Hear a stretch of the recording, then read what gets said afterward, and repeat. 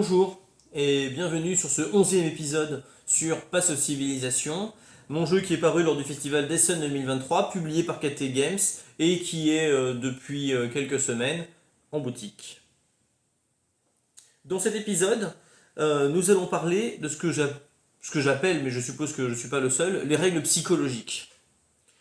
Une règle psychologique, c'est une règle qui n'a pas un intérêt mécanique premier, mais qui est là pour empêcher que les joueurs se sentent inutilement frustrés. Ça peut paraître bizarre dit comme ça, mais dans beaucoup de jeux, par exemple dans le décompte final, on va vous apporter des points pour quelque chose qui n'a pas été transformé, pour votre reste.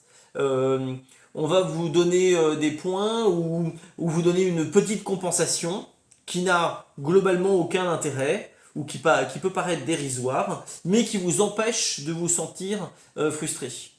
Ça peut être les cas, par exemple, on a déjà vu ça dans des débuts de partie, où on va donner une compensation à ceux qui ne sont pas en premier, alors qu'en vérité la compensation est dérisoire. Mais oui, mais elle est là quand même pour que les gens disent ah oui, mais c'est bon, moi je suis pas premier, mais j'ai eu quelque chose à la place. Ça peut paraître pas important et pourtant ça l'est dans le ressenti général que vont avoir les joueurs.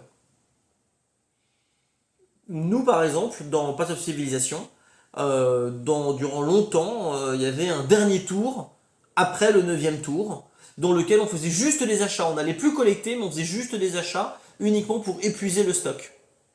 Au début, ça paraissait être une bonne idée, ça faisait perdre beaucoup de temps évidemment, parce qu'on anticipait 2 phases d'achat au lieu d'un, tout ça. Mais il y avait cette idée que il fallait tout utiliser, tout transformer.